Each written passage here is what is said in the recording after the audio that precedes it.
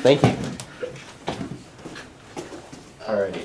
So once again, we're Refill in the Blank. We'll give you a little rundown again of just what the organization is in a little bit. First, I just want to introduce you and welcome you and thank you for your time ahead of time. Today, we're mainly going to focus on our new upcoming project called #Civics in60, and essentially it'll be a series of videos that we hope to one day be able to, someone can just go on any social media, type in Civics in 60 into the search bar, and they'll just have a long feed of just a bunch of videos that are both educational, but as informational, educational, and entertaining in some aspect, to where we can actually appeal to people in the community to want to watch these videos. So the rundown of this meeting will introduce what the organization is and what our current situation is with social media, explain a little bit more in depth of what Civics in 60 is, what we're looking for as far as help from community members, how you and the UTEP Poli-Sci department might be able to help us with this, see if you have any suggestions, questions as far as how you can help or how we can maybe improve our planning for this. And then we also wanted to briefly talk about our program Borderize, which is a local youth symposium that we run each year. We're currently in the planning stage for it's an annual event that we host. We'll talk about what that is and maybe see if you would like to partner with that as well. Sure. So did you want to talk about So We Fill in the Blank is just a nonprofit, nonpartisan organization. It's mainly focused around involving the youth in government and politics, and showing them just like the governmental action that happens on a daily basis in their local communities. And so we focus mainly around the El Paso borderland region, and we get youth, especially around like the west side in El Paso, we get youth involved in politics and just through different debates, and our flagship Borderize event we're going to be talking about later as well. And in our main ideology, I guess, is focused around like this thing like called the Magic 18 theory, and it's basically the idea that when you turn 18, like all of these like government and like how government actually works, and like both bipartisan like legislature and things of that nature aren't naturally like instilled into you, and you don't just have like this sense of like enlightenment on your birthday and then you're able to go vote and make qualified decision upon that. And so we try to inform people about government before they turn 18, leading up to their 18th birthday, because we think that youth involvement in politics is really important, because if you don't have that involvement at a young age, then you're not going to be able to make informed decisions like as a citizen later on. And so that's, I think, the main ideology of We Fill in the Blank. But now that you have a little bit more ideas about that, I guess, leading into Civics in 60. All right, so yeah, once again, we just put on a lot of different events and things like that around the city. I was going to have Katrina, who just left, talk about our current situation with social media, because she's the head of the social media I guess department, committee of the organization. Do you want to talk about it, or does anyone want to talk about the struggles we're having right now? Well, the main struggle is that we have this big kind of lull in activity between events, and our issue is that we want to have a presence, whatever that presence is, we want something to be out there. So on what vehicle are you trying to make your presence felt? One of the main ones we use is Twitter, just because that's the easiest, to get information out quickly. But we also use Facebook, Instagram, Snapchat. They all have a slightly different purpose, but all along the same line of getting information out there and leaving a digital footprint. Yeah. And what's your Twitter account? WeFitB, I think. Yeah. What is it? So it's WE and then FITB. I think that's right there. Yeah. Oh, I see a problem. But you don't have a lot of followers. Oh yeah. We're working on that. That's no problem. I started my account probably about 2 years ago to sort of increase my footprint in the discipline of political science. So yeah, I understand. It's where are you planning on hosting the Civics in 60? Primarily, it would be on Twitter, just because that seems like a easy way to make the feed keep on going, because I forget what they're called, that you can have like a thread. A thread, exactly. Yeah.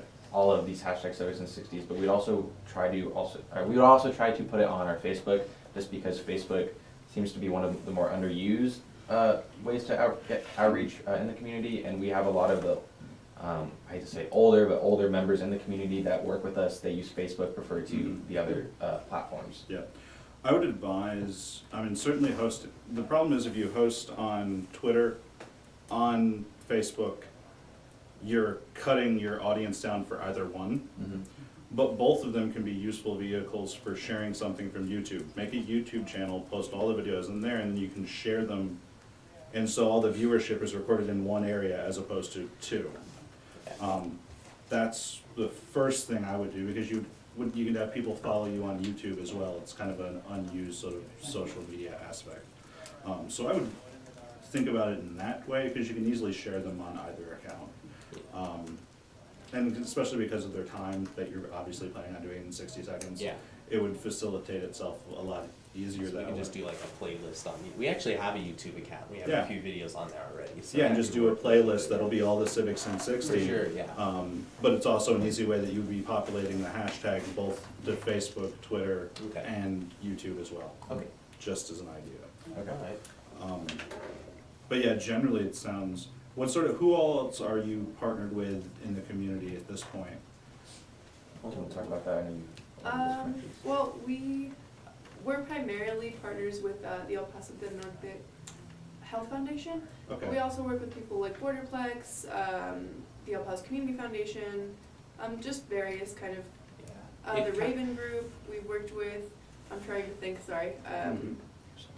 It honestly, Creed. yeah, Creed's one as well, and they've given us, they've donated to us in the future to like go to events like Tribune Fest in Austin, Texas. So it kind of varies from event to event, but I think, gosh, I'd say like if we put a number on it, it's probably gotta be more than 20 Oh, for sure. organizations that we've worked with.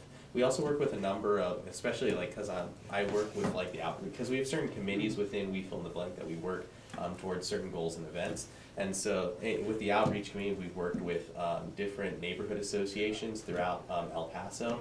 So we recently had a meeting with the Cielo Vista Neighborhood Association, Okay. and earlier this year in September, we attended the El Paso Neighborhood Association Summit. And so just different, and we held a workshop there as well. So it's just different ways to like outreach to different members of the community and kind of advance that idea that We Fill in the Blank. And the motivation Champions. for the group is to be more focused on this region.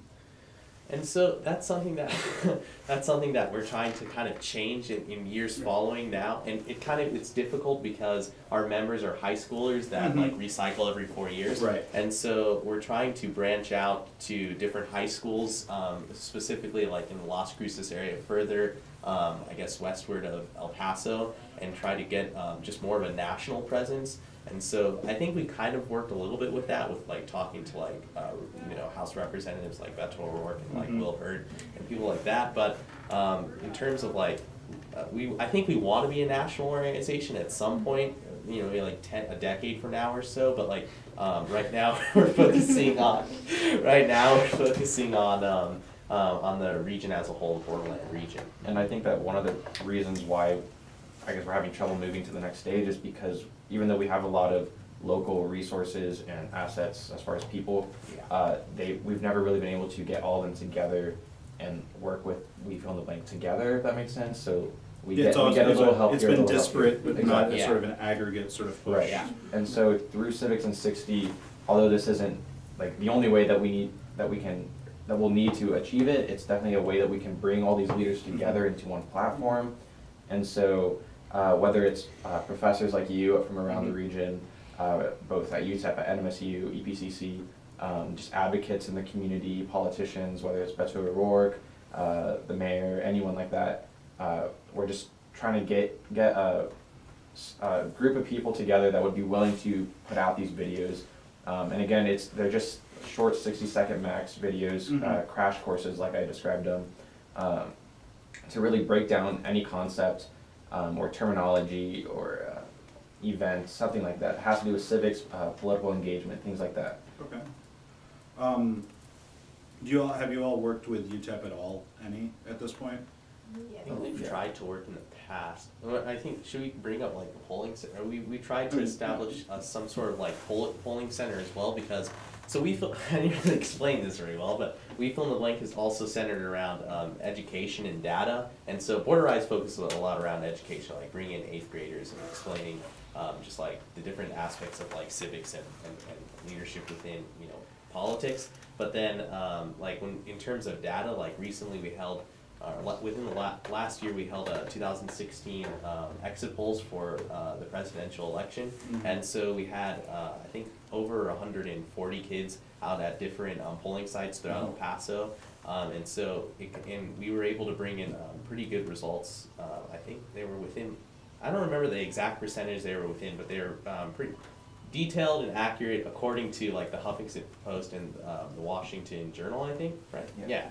So those were like an example of like how data kind of fits into the organization Okay. as well. And so I think we worked with UTEP in the past to develop a polling center for the organization, but I'm not sure where that ended up. I wasn't working on that Okay. specifically, but. Well, I teach research methods, so the idea of data is, yeah, that's pretty much what I do. Important, yeah. And there are groups on campus that most likely would be willing to work and partner in those sorts of things like polling. But we have a building on campus, another center on campus that I know because it's in our office, called the Center for Civic Engagement, which seems to be directly up the alley of what you all are looking to do. At this point, I think it's head by one of our department members, so making that connection is not difficult at all. Okay, for sure. Plus, I've already mentioned the Civics in 60 thing to a few of my colleagues in the department, and everyone seems to be generally positive and on board from what I knew from just a couple emails. For sure.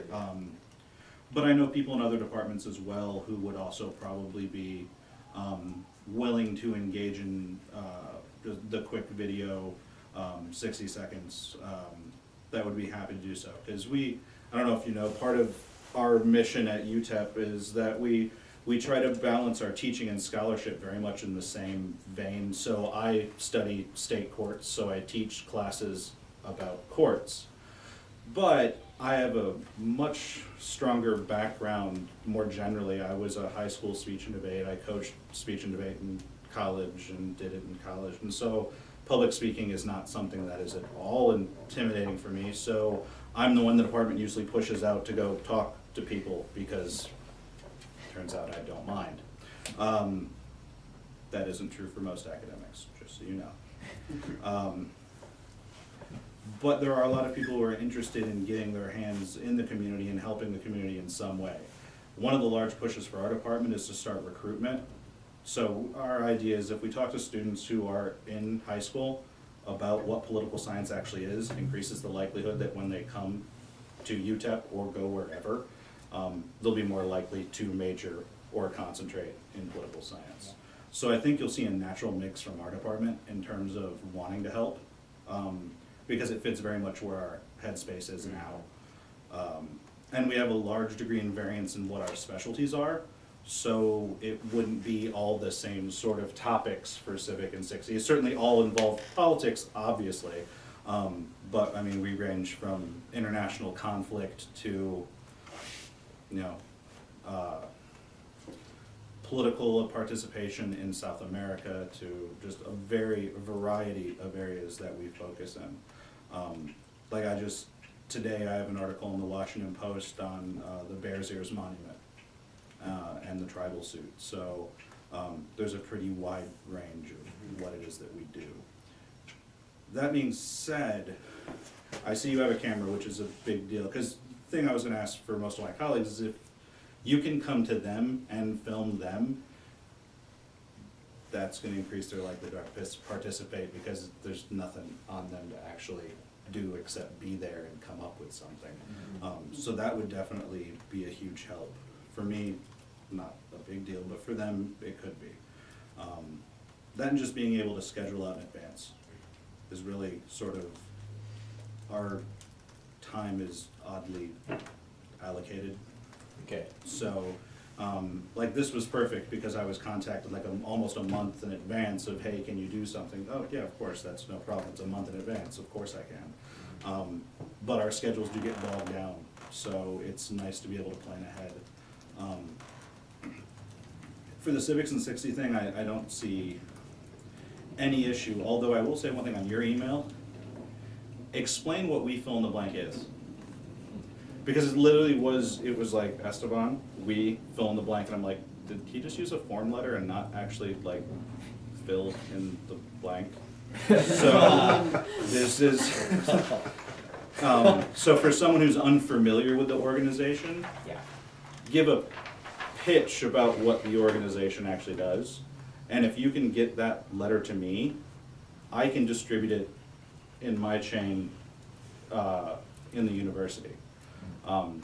And to EPCC as well, because we work with the department over there and the deans over there pretty often. Yeah, I don't see this being an issue going forward, because I can connect you to the universities and NMSU to some extent. The bigger question is, who else do you want to contact?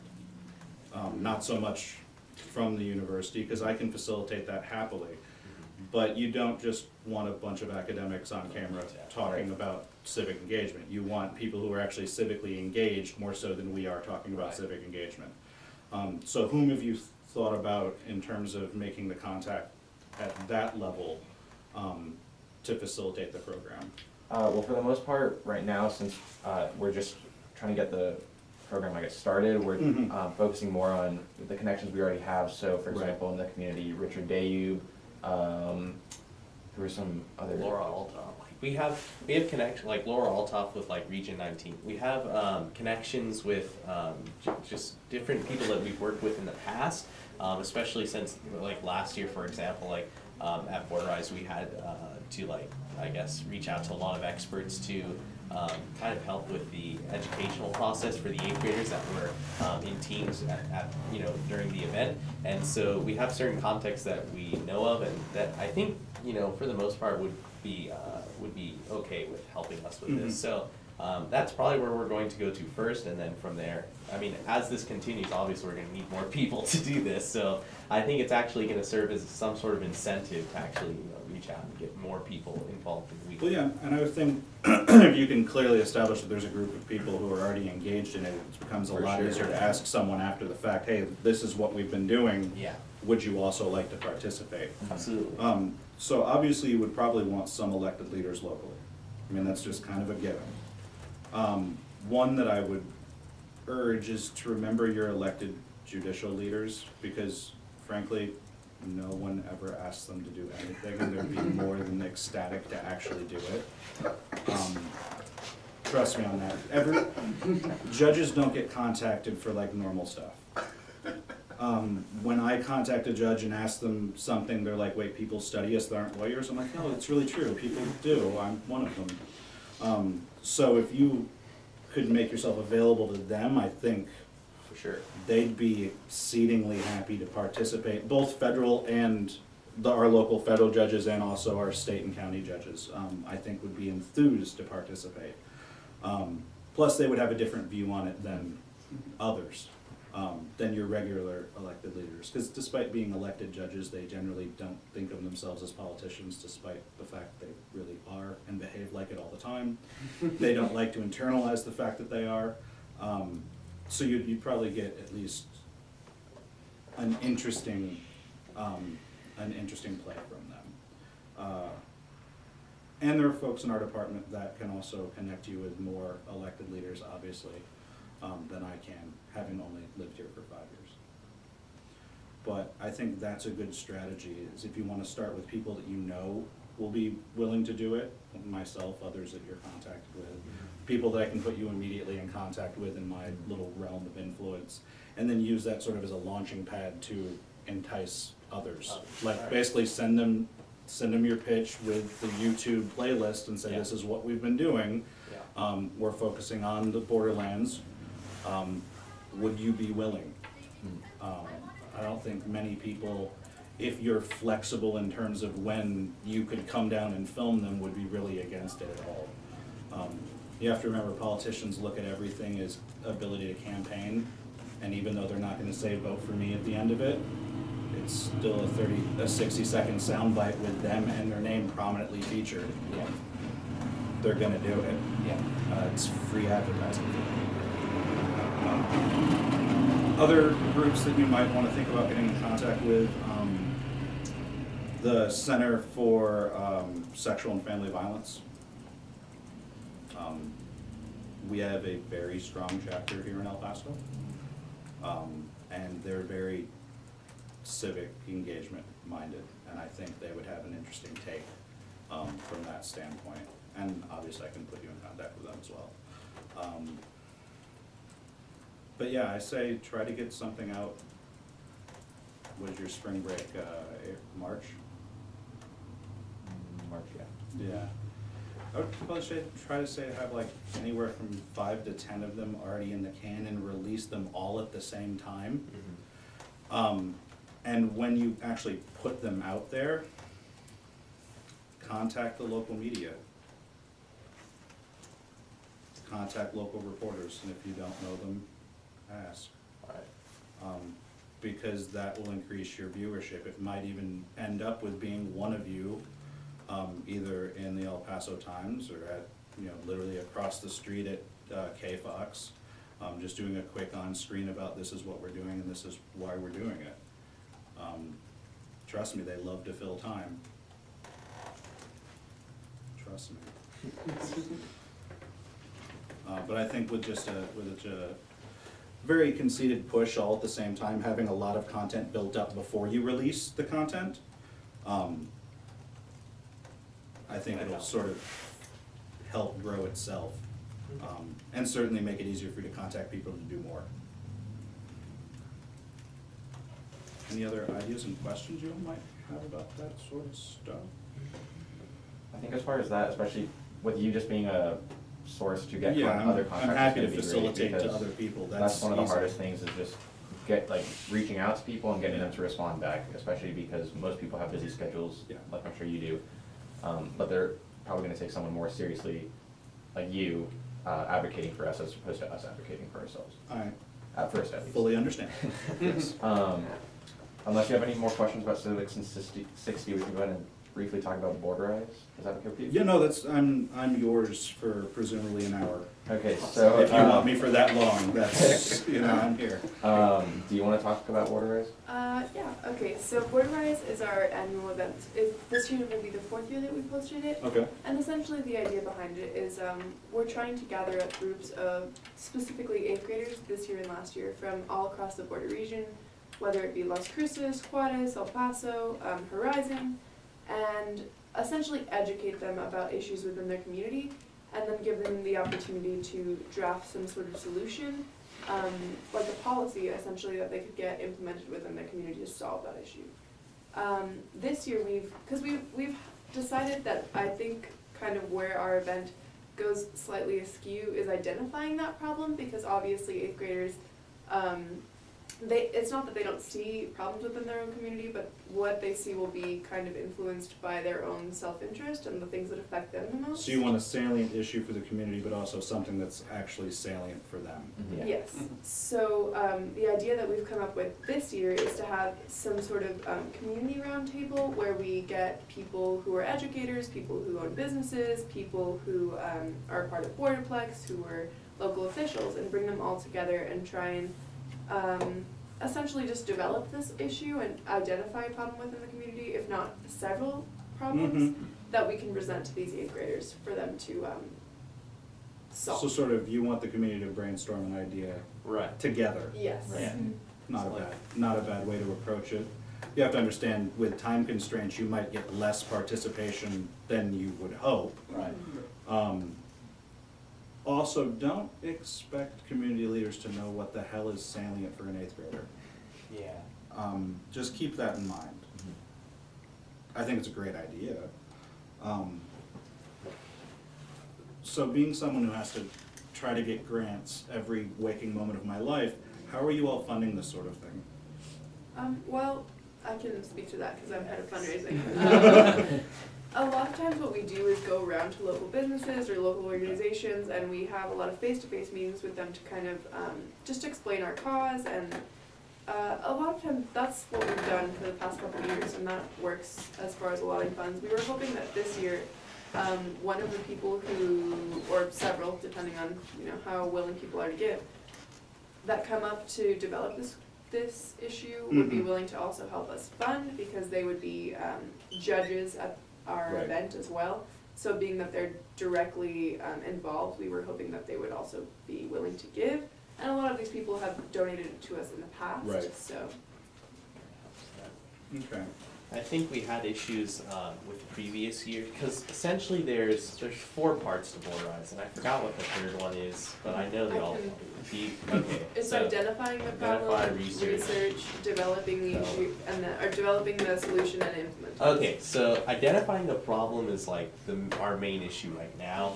In previous years, we've had 8th graders identify the problem, and it's difficult because they end up identifying something that's kind of more geared towards their own self-interest, or something that doesn't really focus like on the community as a whole. Or sometimes it's already been solved. Or it's already been solved. So for example, and I guess I'll just humiliate myself here. So I was last year I was a mentor. So we assigned mentors to like each 8th grade group to kind of help them along the process.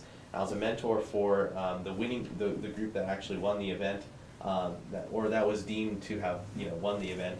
And what they decided to, research and develop a policy for was issues with like DUIs and DWIs within the El Paso community, and they basically their idea was that, you know, El Paso is a very safe city. It's very it's like one of the safest cities in the country. But we also have like a lot of issues with like public, not public drunkenness, but just DUIs and just being under the influence at the wheel. And so their idea was that they would implement these things where they're kind of like, I don't remember what they're called, but they're like, Breathalyzers almost. yeah, they're breathalyzers that are put into the ignition systems of cars. And so you have to like, are you familiar with, okay, so, You have to be yeah, able so. to, if you're a recidivist of a DUI, you can have it installed on your ignition, and you have to blow Absolutely, yeah. before you can turn on your car. But it had already been implemented into like Texas like policy that was an actual, like you They were just actually going to do restated it? it. Yeah. They just wanted to do it, but it was already done. And so that was that's an example of an issue, or just like a lack of research on like their part. What But other sort of issues have they come up with? so I would say a lot of times they focus on education or infrastructure within Yeah. El Paso, things like that. yeah.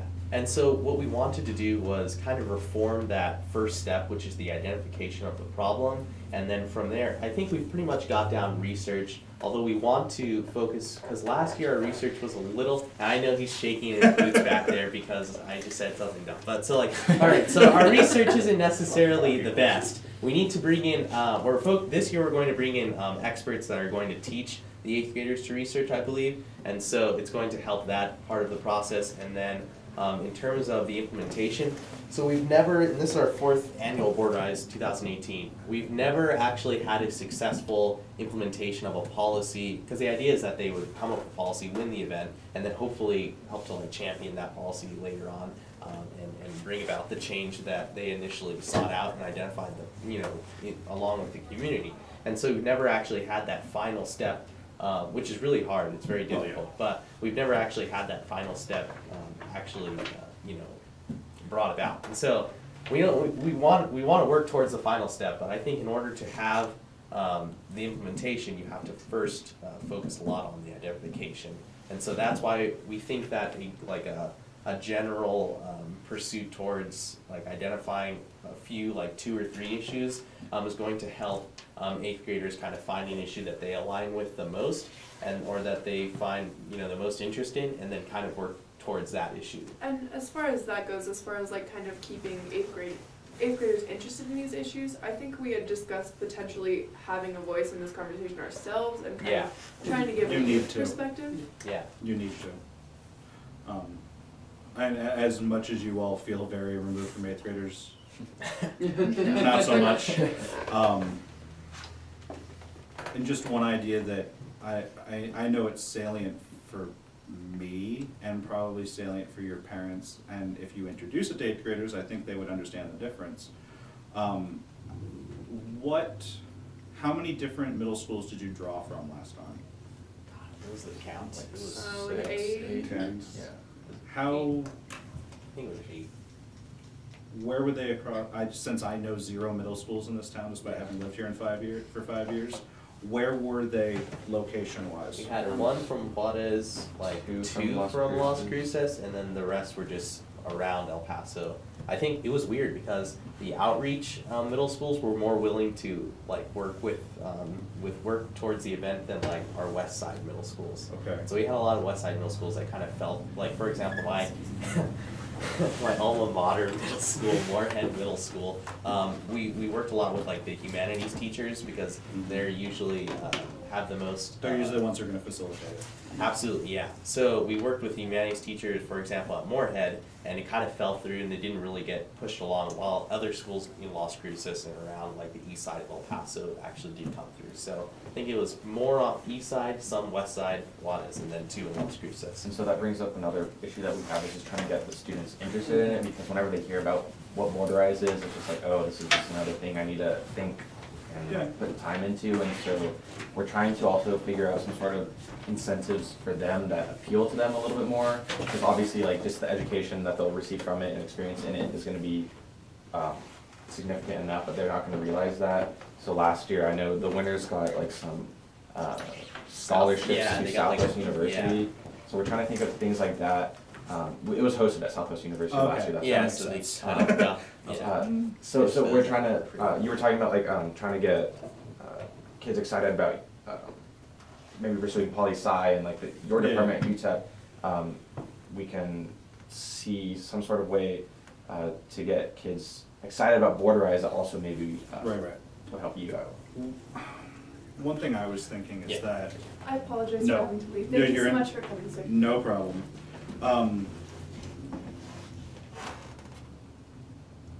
When do you put the event on? It's in It was, May. last year it was what's the, Was it April or May? April. it was April, okay, so it was And then April to May, so it was like, it's usually, I think it's going to be a month long as well, probably. It's a 2-day So it's a thing. 2-day, this year it might be 3 days. It's a 2-day, Yeah. 3-day physical event. Yes. But it's But they've been stretched working out. on it, Exactly. building up to Exactly, that. yeah, Okay. so we have the first day where they kind of like or at least last year, we have the first, because this is very like rudimentary, we haven't figured out how we're going to structure it this year yet. But last year, we had a first day that was hosted, I think, on April 1st or April 2nd. And they basically came down to Southwest University, and we kind of helped them train in like how to write a policy. And we held different workshops for Okay. these different teams of 8th graders that we had accumulated throughout the previous year. And so we basically just trained them for the upcoming month-long research and like policy writing and policy drafting experience. And so they were trying to they had to identify the issue on the first day, and then they would draft the policy for the issue, and then on the final day would be like a commencement dinner day where they present their idea via PowerPoint presentation, and like, and then they kind of explain to all of the judges, and they hand out the policies to all the judges and explain, what their policy is and how they what their issue was, what their policy was, and how they found, a solution to the issue that they came up with. And so I think it worked well last year, but again, we had the same issues with like the 4, parts of Borderize that I was talking about earlier. So that's how it was formulated last year. I think this year it's going to be a little bit more detailed because we want to like hash out those issues that I explained earlier. But yeah, that's how it kind of was organized. This obviously isn't a solution for this year, but if you could find a way to get it into more classrooms, I think one way by which to do that would be to come up with a rubric or an educational tool that you can give, not necessarily to the students, but to the people who are teaching the course that you're hoping to poach them from. You can literally give them a lesson plan of this is what we want the students to get out of it, this is how to evaluate them, you've literally given that teacher a chunk of stuff they don't have to develop themselves. And if it is still in the core of what that class is trying to do, there's no reason why they couldn't easily facilitate it themselves. And you'll see more involvement because they've literally blended it as part of their class. Yeah. It's no longer, this is an extracurricular thing that we're doing. It's, this is part of the class now. And also, if you want to do the borderized thing more generally, if you want to become a partner of it and do it outside of the classroom, that's available, and you've done a boatload of the work already here. Okay. So it's just an additional plus on top. But if you can come up with something that systematically you can give to all the middle schools in the area, say this is what we're doing, contact the teachers that are teaching the social studies, government classes, and say this is what we're offering, and it's literally just requires you to work in the classroom and we will handle everything else. I think you'd find more immersion into different schools, because you're doing a lot of the work for them that they won't end up having to do themselves. This year, I mean, in terms of identifying an issue that's really salient for me is how school funding takes place in Texas. You all know how schools are funded in Texas? I know you get money if you have a full school day. That's about all I know. I don't know specifics. So school's free, you all know, obviously, Right. you all don't pay for school, but you know who does pay for your school? Tax. Everyone who lives in your district. Yeah. So why are you having classes in a portable? True. And why does our AC never work? And what, you know what the worst high schools are in the district, don't you? Why are they the worst high schools in the district? Because they're in the poorest part of the community. Right. Is it fair that you happen to live in one of the more wealthier parts of the city and therefore you have a better school system? A No. better school, even though, we are what we have? That's gonna be apparent to eighth graders too. Yeah. And if you can, obviously, we again run into the problem of implementation, because there's absolutely no way that they're gonna be able to Yeah. change that. Yeah. But for a community, have a group of eighth graders talking about that, to leaders in the area, you will I can guarantee you could get media coverage for that. Yeah. You would have eighth graders talking on KFOX and CBS about the disparities in school funding in El Paso. Come on, that helps your organization more than anything else, and that's what I'm very quickly realizing. You all have great ideas, you haven't thought about how to sell yourself. And that's really what the difference is everything you're doing is, think of yourselves as a product. That's the easiest way to do it. And what have you done to sell yourself to the community? You've done all of these things, but have you told anyone except the people you're actually involved with what you're doing? If you can sell it to other people, more people will adopt it, really that easily. So the Civics in 60 is a great idea right off the bat. That helps the process immediately, and the fact that you're doing it before Borderize helps a lot.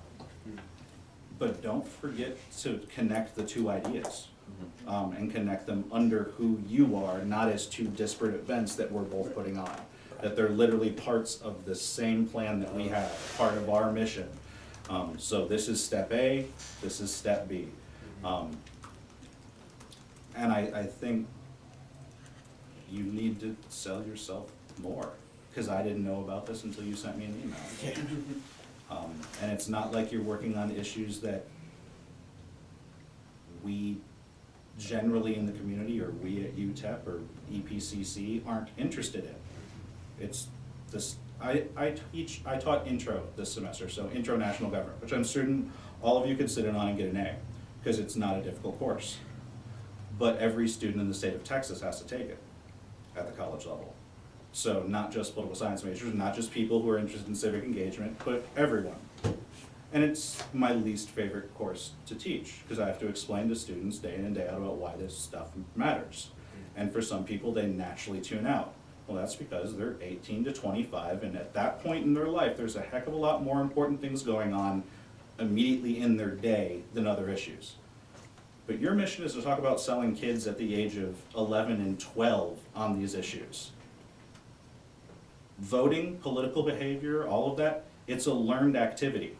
Getting back to your point of when you turn 18, you don't naturally become politically engaged. Yeah. It's something that you learn.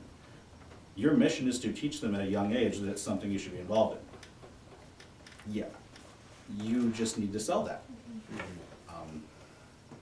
And to sell that to people who are gonna be happy to listen. There's enough crap on KFOX and, KVIA, day in and day out, that is depressing, that they will very happily tell a story about a high school-based community, a high school-based group that is actively for 4 years silently put on these sorts of events without any recognition. Yeah, you need to sell yourself. As far as the borderized thing, yeah, I'll help out, as long as it's not in May. I won't be here in May. But even just as like a strategic planner, we would greatly appreciate. Well, Yeah, it, for you know. sure. Yeah, that's not an issue either. How many schools have you already been in contact with at this point?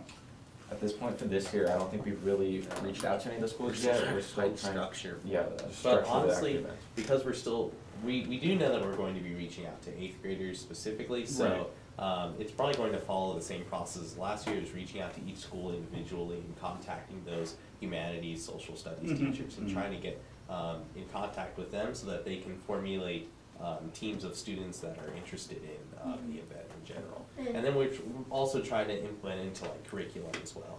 And as of now, the reason why we haven't already sent out these invitations is because we've been trying to gather information from other people. Like we just talked to some people at UTEP with the Social Social Justice Justice Initiative. Mhm. And they're also helping us like figure out how to get community leaders, and then that way, once we do that, we can make like a very defined, like a packet, kind of Yeah. a curriculum. Yeah. So we can sell the idea much easier, and we can actually get more kids to come. Because if it's really vague, they're not going to go up to their teacher and say, oh, I wanna hear more. We have to sell it to them first. So Yeah, that's because just, no offense, without the sales point, you're gonna get you all, but 8th graders. Mhm. That's exactly what will happen, Yeah. is it'll be you who are already interested, just, minus 4 years. Yeah, so you're working with SJI on campus? Mhm. Okay, that's good. I'll put you in contact with the Center for Civic Engagement too. Okay. Cause they have some money that can help a little bit in these sorts of issues. I think, I don't wanna speak for them since I'm not on the board, but I think they have money for these sorts of things. So, especially if you invite them on in terms of they're really good at planning stuff, I'll tell you that, so they'll be useful in that regard.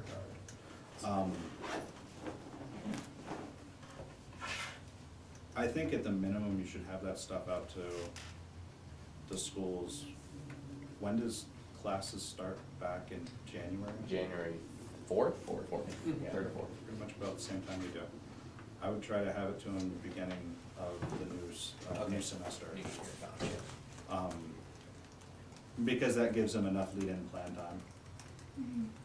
That will be harder to make contact with some of the folks on campus over the break, because frankly, we all mentally check out and work on our own stuff over the break.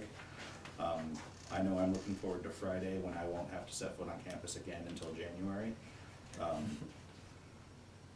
But I still think that gives them enough lead-in time to at least know it's something.